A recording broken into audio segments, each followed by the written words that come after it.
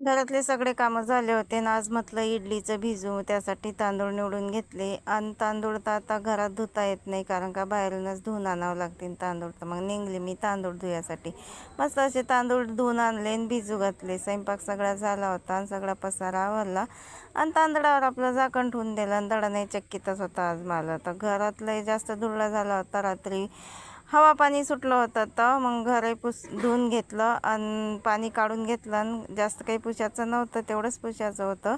आणि मस्त अशी आंघोळ करून घेतली आणि जेवण करायला बसली. आता जेवण करून मस्त आराम केला संध्याकाळपर्यंत. आता चटई नुसत्या आपल्या उचलून ठेवल्या आणि मस्त असा झाडू मारून घेतला. आता संध्याकाळची झाडझूड तर करायलाच पाहिजे आणि ते मी म्हणजे करतो रोजच. संध्याकाळची मस्त अशी झाडझूड करून घेतली आणि का आता मला काढायचं होतं इडलीचं म्हणजे तांदूळच भिजत घातले होते मी. डाळ तर काही भिजत घालत नाही कारण का डाळ मी दळून आणत असतो.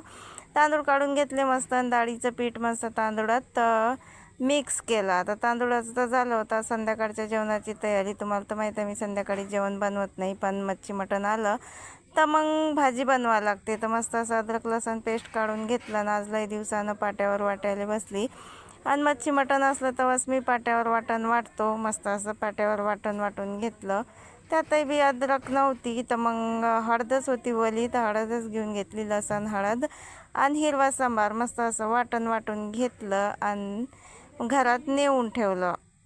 वाटणाचा वासही मस्त येत होता हळदीच्यानं. आणि मच्छी घासायला घेतली. आता मच्छी लहान लहान आहे तर ते घरीच घासावं लागते आणि मच्छी घासायला पण वाटून वाटून ठेवलं होतं आईनं. मस्त अशी भाजी बी बनवून ठेवली. चला तर मग भेटूया पुढच्या ब्लॉगमध्ये. बाय.